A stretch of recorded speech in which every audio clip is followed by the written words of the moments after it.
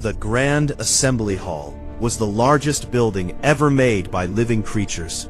It floated in space near the center of the galaxy. Its walls were made of crystal that could change color based on the mood of those inside. Today, the walls glowed a cold blue. The mood was not friendly. 4,000 species had sent their representatives to this place. They came from every corner of known space. Some were tall and thin, like walking sticks. Others were short and round, like living stones. Some floated in tanks of liquid. Others existed as clouds of gas, held together by magnetic fields. They were all different, but today they agreed on one thing. Humanity had to go.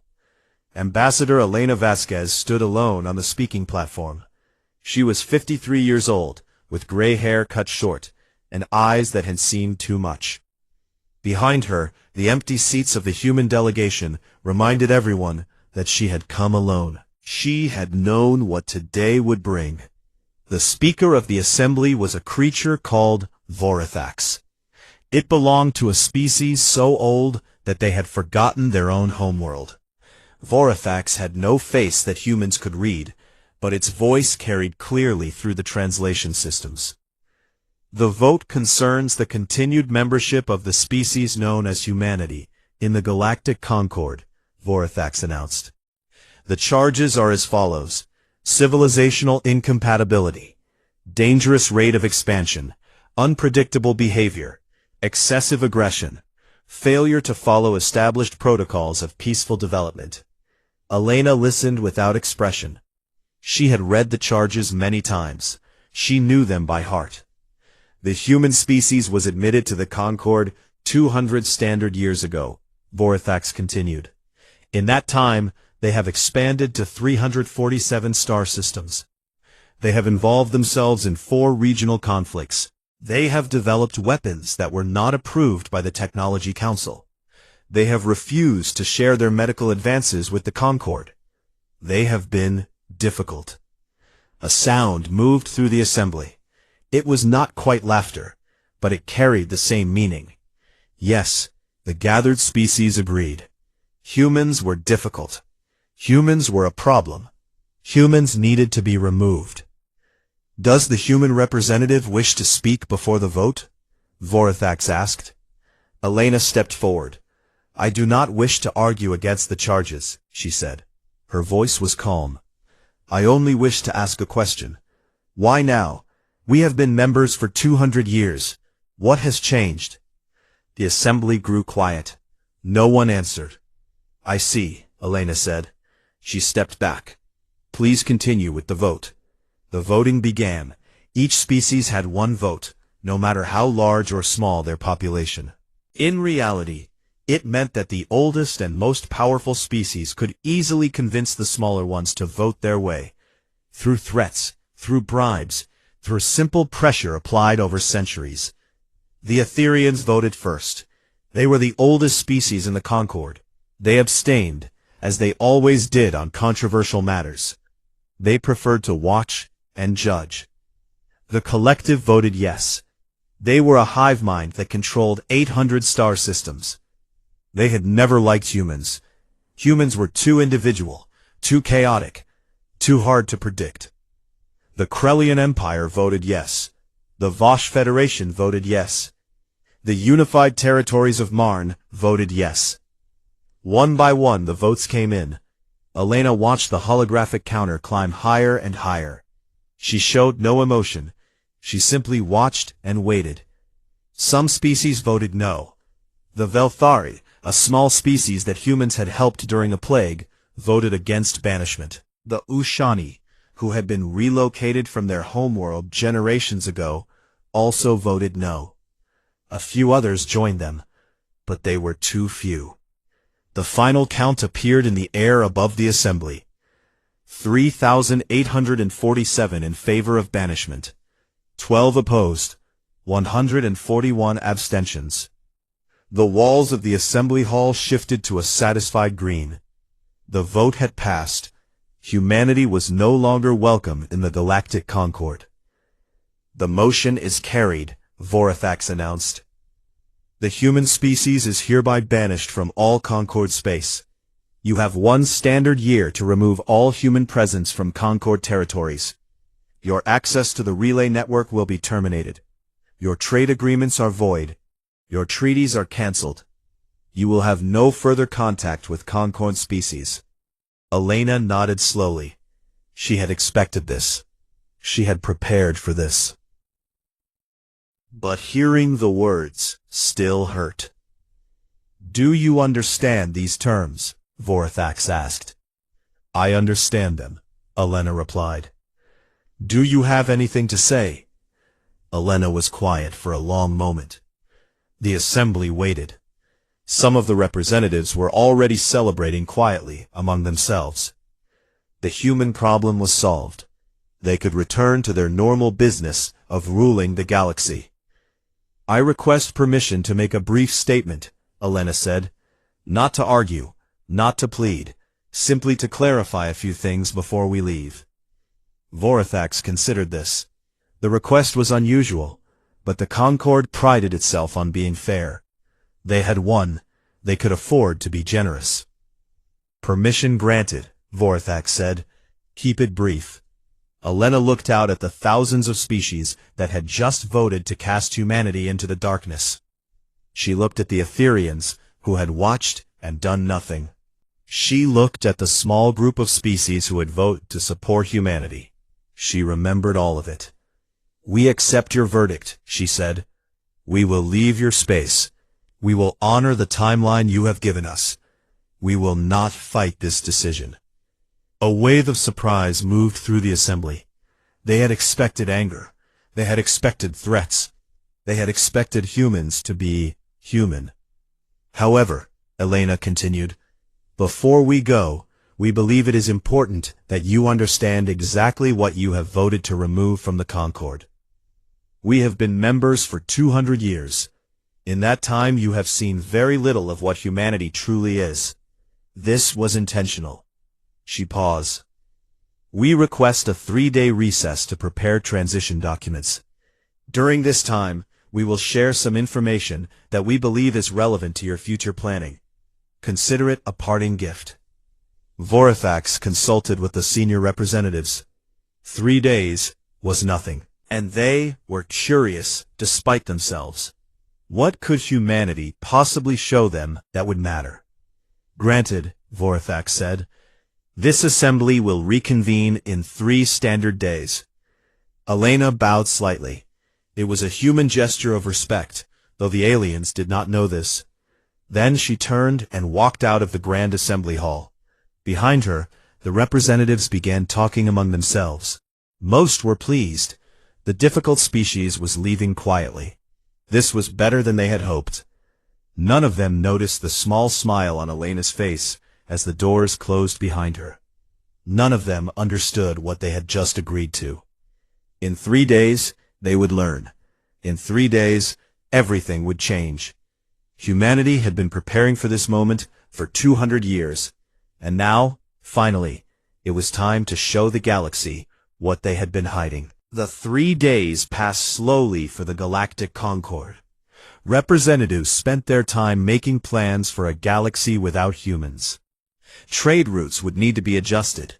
Border patrols would need to be increased. Some worried that humans might become pirates or raiders once they were pushed out. Others laughed at this idea.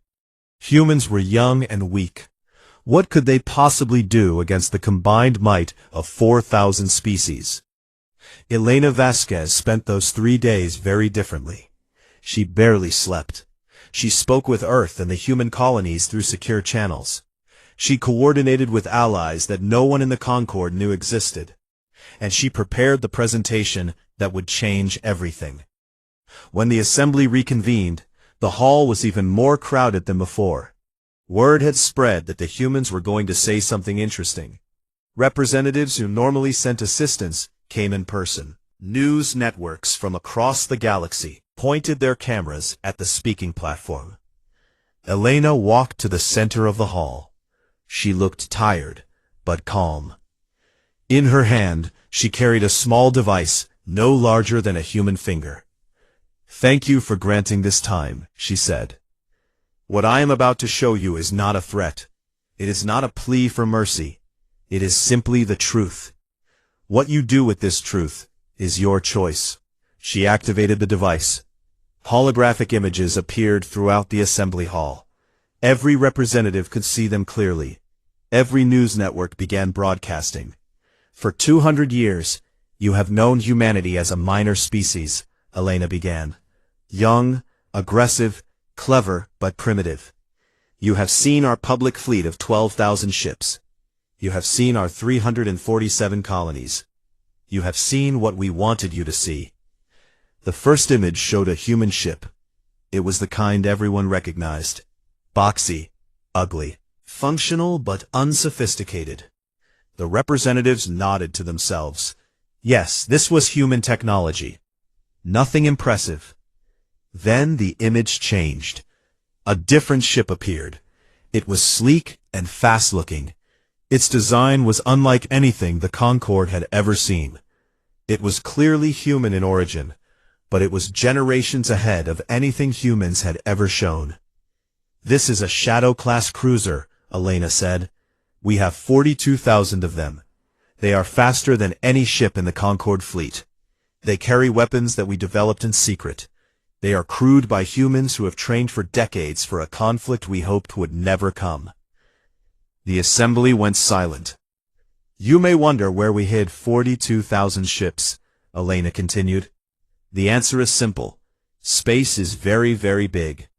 We built our shipyards around brown dwarf stars, in asteroid fields far from any habited system, in the empty spaces between spiral arms where no one ever looks. You never found them because you never thought to look. More images appeared. Shipyards the size of small moons, factories producing weapons and armor, training facilities where human soldiers learn to fight in zero gravity, in toxic atmospheres, in conditions that would kill most species. We have also made advances in other areas, Elena said. Medicine, for example. A new set of images appeared. Charts and diagrams showing human medical research.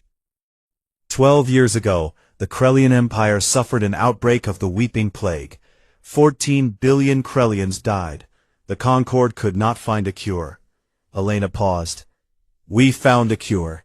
We could have saved them. We chose not to share it. Angry shouts came from the Krellian delegation. Their representatives stood up, their scaled bodies shaking with rage. Why would you let us die? Because the Krellian Empire voted to block human expansion into the outer territories, Elena replied calmly. Because your government made secret deals with our enemies. Because we were watching, and we did not like what we saw. She let that sink in before continuing. We also solved the energy crisis that has limited faster-than-light travel for millennia. Zero-point energy extraction, unlimited power from the vacuum of space itself. We have had this technology for 80 years. We did not share it. The images changed again.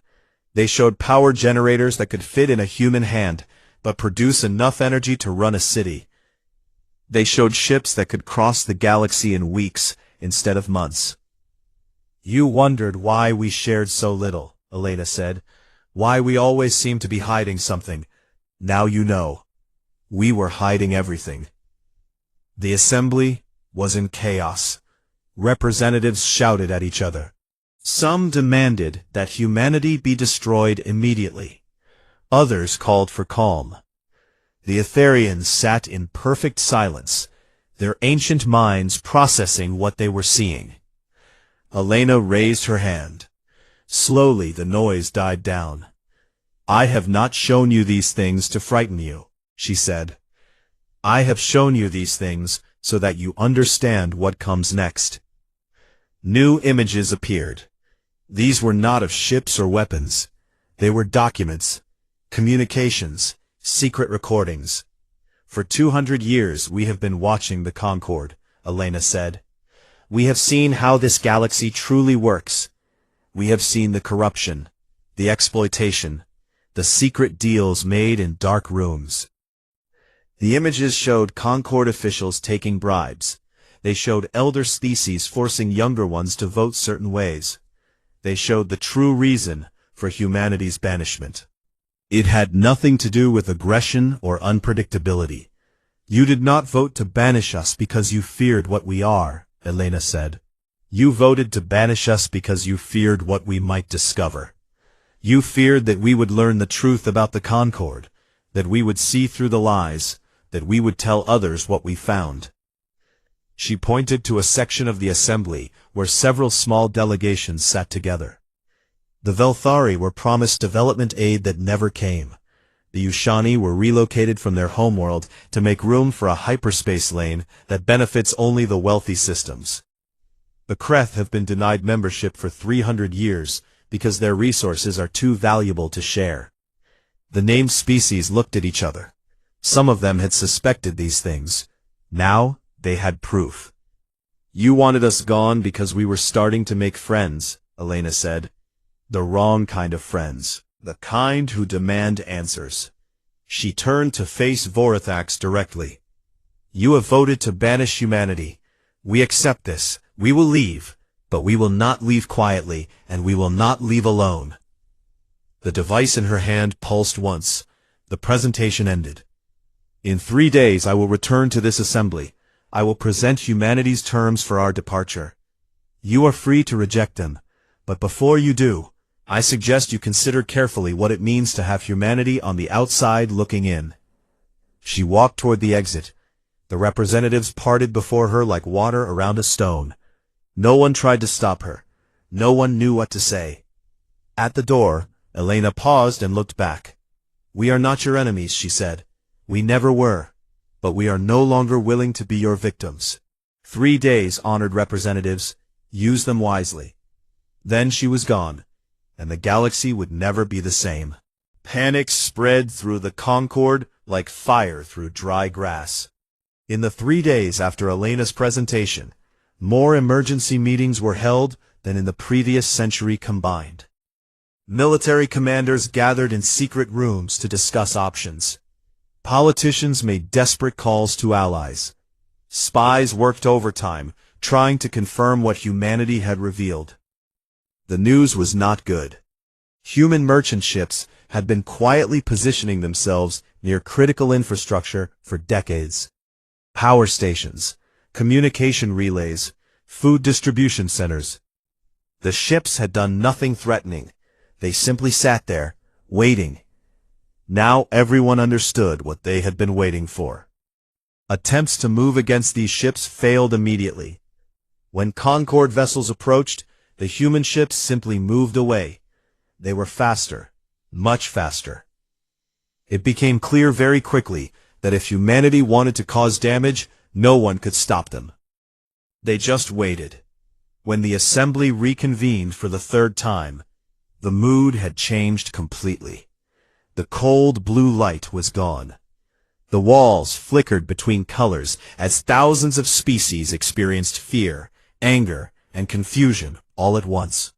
Elena Vasquez walked to the speaking platform. This time, she was not alone. Behind her came representatives from 47 different species. Some were well known, like the Velthari and the Yushani. Others were species so minor that most Concord members did not even know their names. They walked together, standing with humanity, forming a wall of solidarity that no one had expected. What is this? Vorathax demanded. This is a human matter. These species have no place here. With respect, Elena replied, these species have every place here. They are our allies, our friends. They have agreed to stand with humanity, whatever comes next. Her name was Calixia, and her people had been exploited by the Concord for centuries. Their homeworld had been strip-mined to fuel the expansion of wealthier species.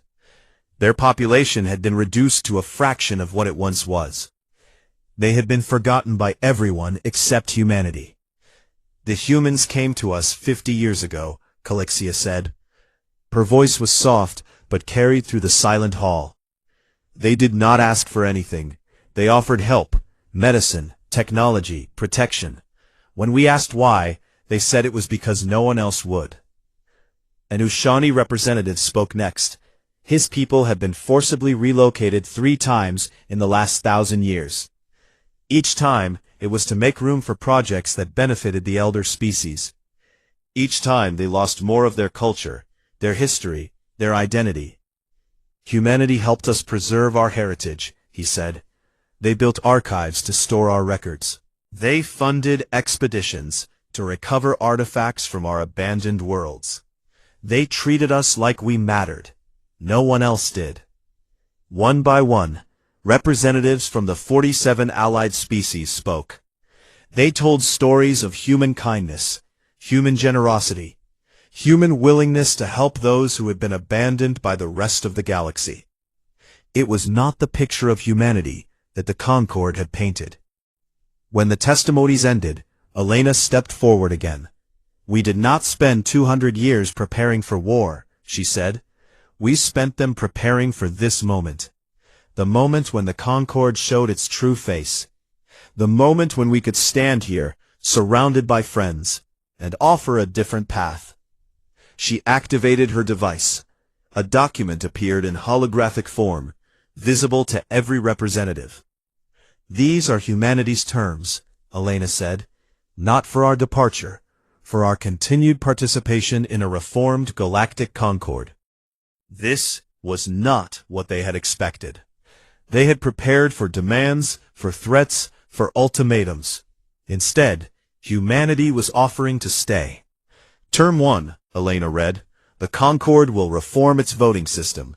Every species will have equal representation, regardless of age, power, or wealth. No more backroom deals, no more pressure campaigns. One species, one vote, freely cast." Murmurs spread through the hall. This would destroy the power structure that the elder species had built over millennia. Term 2. All species that have been exploited, displaced, or harmed by Concord policies will receive full reparations. Homeworlds will be returned where possible. Resources will be redistributed fairly. The debts of the past will be paid. The murmurs grew louder. This would cost trillions.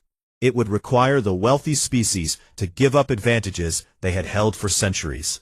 The technologies that humanity has developed will be shared freely with all species that agree to the new charter. Medicine, energy, transportation, everything. The days of hoarding knowledge for profit are over. Now there was real noise. Some species were excited. Free technology could change everything for the smaller civilizations. But the corporations and wealthy powers who had profited from controlling technology were horrified. Term 4, Elena paused. "Any species that refuses these terms may continue as before. They may leave the reformed Concord and govern themselves as they wish. We will not force anyone to join us." This surprised many. They had expected humanity to demand total submission. Instead, they were offering a choice. "However," Elena continued, "those who refuse should understand what waits outside our protection. We have spent 2 centuries mapping the dangers that exist in the dark spaces between stars. Things that the Concord has ignored because they were inconvenient. Things that will become everyone's problem eventually." She showed images. Strange creatures that lived in the void. Energy beings that consumed starships. Ancient machines left behind by species long dead. The galaxy was not as safe as the Concord pretended. "We have been fighting these threats in secret for decades," Elena said. "Protecting Concord space without asking for thanks. If you reject our terms, that protection ends. You will face these dangers alone." The assembly fell silent again. This was not a threat. It was a simple statement of fact. Humanity had been keeping them safe, and they had never known. "You voted to make us outsiders," Elena said. "You wanted us gone. Now you must decide if that is still what you want. You can have us as enemies, alone in the dark, with all our ships and all our technology pointed inward. Or you can have us as partners, helping to build something better than what exists today." She looked around the hall at the thousands of species watching her. We are not asking you to like us. We are not asking you to trust us. We are asking you to look at your own history and decide if you want to continue down this path. The exploitation, the corruption, the lies. Is this the galaxy you want to live in? She gestured to the allies standing behind her. 47 species have already decided. They have chosen hope over fear, change over tradition. They have chosen to believe that the galaxy can be better. Elena stepped back from the speaking platform. You have 1 week to decide. Vote however you wish, but understand that this is the last time humanity will make this offer. If you reject our terms, we will leave, and we will take our friends with us. You will never see us again until it is too late. Her allies followed. At the door, she stopped one final time. We did not come to the stars to conquer, she said. We came because we believed there was something beautiful waiting for us. We still believe that. But beauty must be fought for, defended, built through sacrifice and struggle. That is what we are offering, the chance to build something beautiful together. She left the hall. The assembly remained in stunned silence. 1 week. They had 1 week to decide the future of the galaxy. And for the first time in thousands of years, the choice was not in the hands of the powerful. It was in the hands of everyone. The week that followed was the most chaotic in Concord history. Species that had been allies for millennia suddenly found themselves on opposite sides. Old friendships broke apart. New alliances formed overnight. The careful balance of power that had held the galaxy together for thousands of years began to crack. 3 major groups emerged from the chaos. The first group was led by the Etherians. They were the oldest species in known space. They had watched civilizations rise and fall for millions of years. They believed themselves above the petty concerns of younger races. And they absolutely refused to be told what to do by humanity. We will not bow to these children, declared High Elder Synaxis.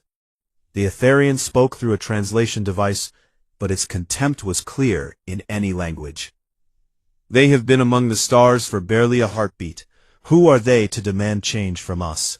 3,000 ships, ancient and elegant, carrying weapons that had destroyed empires. They believed that a show of force would remind humanity of its place. They were wrong. The second group was made up of corporate species. These were civilizations that had built their entire existence around profit. They controlled trade routes. They owned the factories that produced technology. They charged whatever they wanted because no one could stop them. Humanity's offer of free technology threatened everything they had built. If humans share their advances, our entire economy collapses, said Director Mox of the Venari Trade Consortium. We cannot allow this. We must find another way. The corporate group did not build fleets. They built economic weapons instead.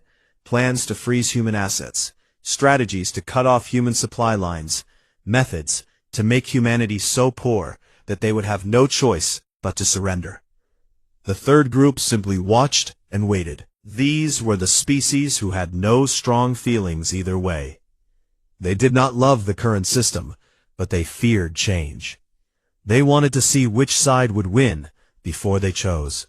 And then there were the 47 allied species, plus humanity, plus a growing number of others who had heard Elena's speech and seen the truth of what she said.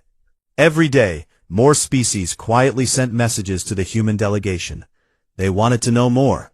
They wanted to join. The Etherian fleet moved first. They gathered in a region called the Veiled Nebula.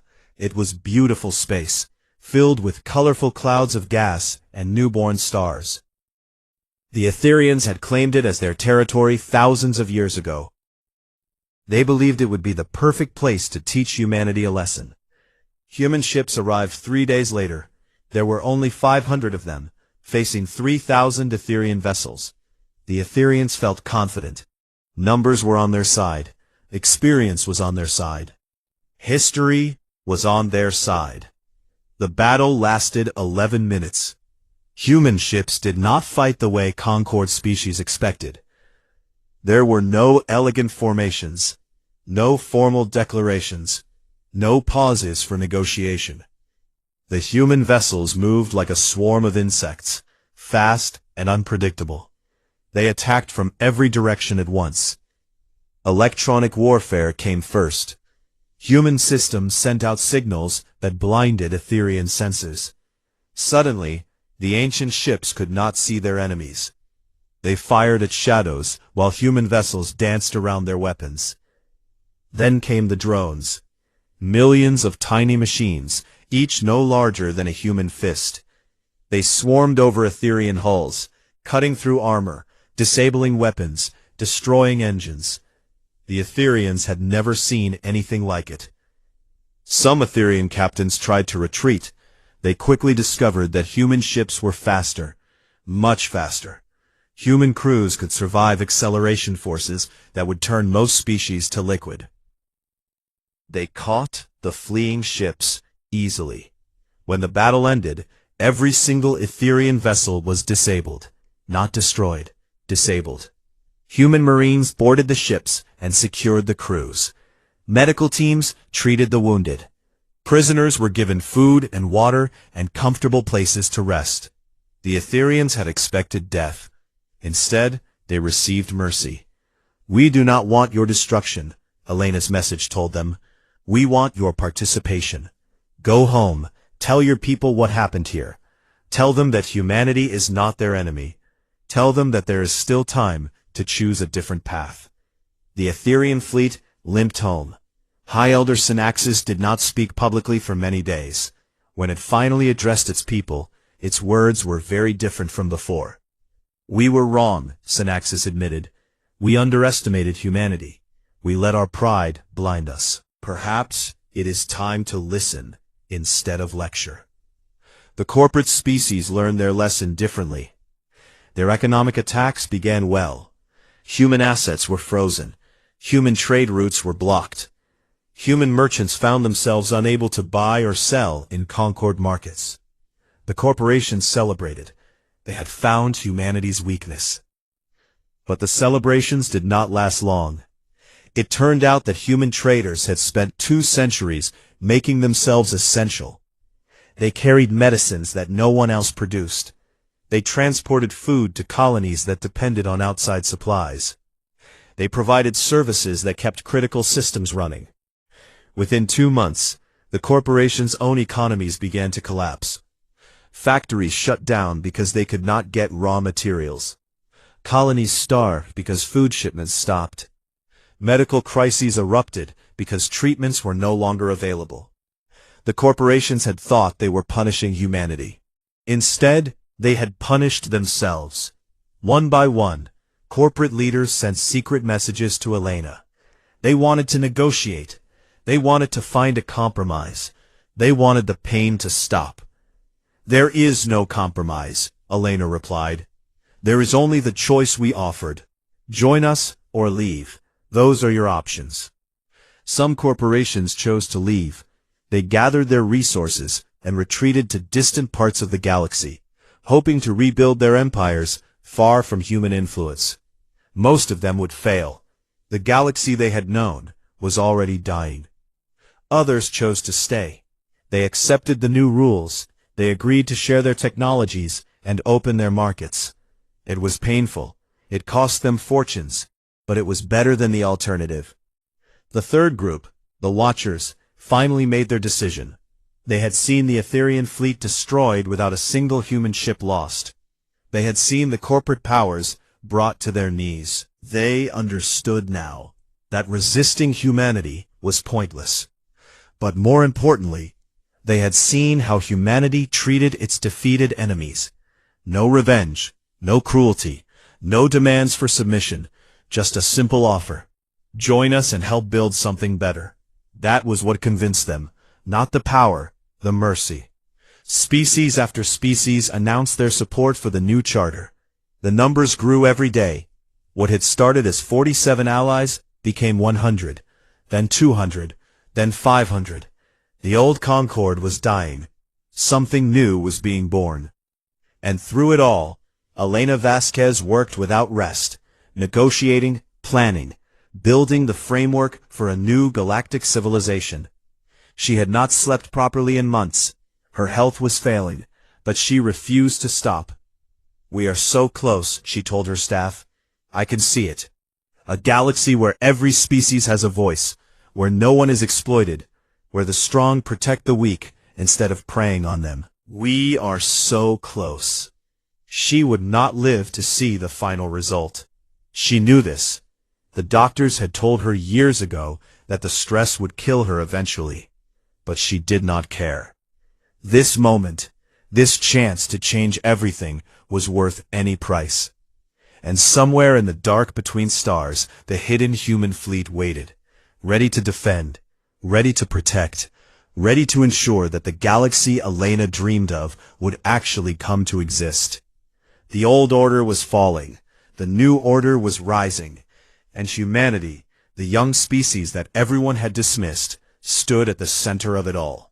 1 year had passed since the vote to banish humanity. The Grand Assembly Hall looked different now. The old seating arrangement was gone. No more sections for powerful species at the front. No more distant corners for minor civilizations. The new seats were arranged in a great spiral, with every delegation equal in position and importance. The walls still changed color with the mood of those inside. Today they glowed a warm gold. The mood was hopeful. 4,293 species had gathered for the first meeting of the new Concord. This was more than had ever participated before. Species that had been denied membership for centuries were finally welcome. Species that had hidden from the old Concord, afraid of exploitation, came forward to join. The galaxy was bigger than anyone had realized. Elena Vasquez walked slowly to her delegation seats. She did not take a place of honor at the front. She sat in the middle of the spiral, surrounded by allies and former enemies. The Velthari sat to her left. A reformed Etherian delegation sat to her right. Ahead of her, she could see representatives from 100 species she had never met before this year. She looked tired. She looked older than her 54 years. But she was smiling. The new Speaker of the Assembly was elected, not appointed. Her name was Calixia, the Velthari who had first testified about human kindness. She rose to address the gathered civilizations. 1 year ago, this assembly voted to banish humanity from the stars, Calixia said. Her voice was stronger now than it had been. Leading a revolution had changed her. Today we gather to build something new, something better, something that honors the sacrifice of all those who came before us. Elena listened with tears in her eyes. She had worked so hard for this moment. And now, finally, it was happening. The new Concord is not a gift from humanity to the galaxy, Calixia continued. It is a partnership, a promise, a commitment from every species here that we will do better than those who came before us, that we will protect the weak, that we will share our knowledge, that we will face the darkness together. The assembly responded with sounds of agreement in 1,000 different languages. The translation systems struggled to keep up. We have much work ahead of us, Calixia said. Reparations must be paid. Displaced peoples must be helped to return home. Technologies must be shared. Old wounds must be healed. This will take years, decades, perhaps centuries, but we begin today. She called for the vote on the new charter. It was a formality at this point. Everyone knew it would pass. But the ceremony mattered. Every species needed to make their choice publicly, in front of the entire galaxy. Unlike the old system, there were no shortcuts. Every delegation spoke before casting their vote. They explained why they were joining. They made promises about how they would contribute. Some apologized for past actions. Others expressed hope for the future. When the final count appeared, the hall fell silent. 4,293 in favor, 0 opposed, 0 abstentions. For the first time in galactic history, every species present had agreed on something. The walls of the assembly hall shifted through colors that had no names in any language. They were trying to express an emotion that had never existed before. The joy of true unity. Calixia turned to Elena. "Ambassador Vasquez," she said, "would you like to say a few words?" Elena stood slowly. Her body ached. Her doctors had warned her not to make this trip. But she would not have missed this for anything. "When I was a young woman," Elena began, "I read stories about the stars. I dreamed of the wonders we would find, the friends we would make, the adventures we would have. Then I grew up and learned that the universe was not so kind, that the galaxy was full of cruelty and exploitation, that the powerful took what they wanted and the weak suffered in silence." She paused to catch her breath. The hall waited. "I almost gave up hope," she continued. "Many times I almost gave up. But then I met the Velthari, the Ushani, the Kreth, all the species that the old Concord had forgotten. I saw their courage, their kindness, their refusal to become as cruel as those who had hurt them. And I realized something important." She looked around the hall at the thousands of faces watching her. "The galaxy is not cruel," she said. "People are sometimes cruel. Systems are sometimes cruel, but the galaxy itself is just a canvas. What we paint on it is our choice. For too long, we painted pictures of exploitation and fear. Today, we begin a new painting, one of hope, one of partnership, one of beauty." She smiled at Calixia. "I am old," Elena said. "I will not see how this painting turns out. But you will. All of you will, and I ask only one thing of you. When you face difficult choices, when you are tempted to take the easy path of cruelty, remember this moment. Remember what it felt like to stand together. Remember that you chose hope." She sat back down. The hall erupted in applause that lasted for several minutes. After the ceremony there was a celebration. Species that had been enemies for millennia shared food and drink. Old grudges were set aside, at least for one night. Music played in dozens of different styles at once, somehow forming a harmony that should have been impossible. Elena did not stay long. Her assistant helped her back to the human delegation's quarters. On the way, she passed an observation window. Outside she could see the stars, billions of them, trillions, more than anyone could ever count. "Ma'am," her assistant said, "are you all right?" Elena nodded slowly. "I'm just looking," she said. "It's beautiful, isn't it?" "Yes, ma'am, it is." They stood there together for a moment, watching the stars. Far away, in the dark spaces between galaxies, the human fleet began standing down. Ships that had been ready for war for decades started returning to their hidden bases. Weapons were powered down. Crews were given leave to visit families they had not seen in years. The fleet was not disbanded. There would always be dangers in the universe, but its purpose had changed. It was no longer preparing to fight the Concord. It was preparing to protect it. Elena Vasquez died 3 months later. She passed peacefully in her sleep, surrounded by friends from a dozen different species. The new Concord declared a day of mourning. Every system, every station, every ship lowered their flags to honor the woman who had changed everything. But in the human colonies, they did not mourn. They celebrated. They told stories about the ambassador who had stood alone before 4,000 species and refused to back down, who had built an alliance from nothing, who had offered mercy when she could have demanded revenge. In schools across human space, children learned her words. The galaxy is just a canvas. What we paint on it is our choice.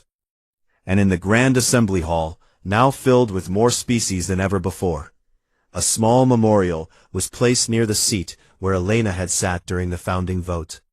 It showed her face, captured in a moment of hope. Beneath it were words in every language known to the Concord. She believed we could be better. She was right. The new Concord was not perfect.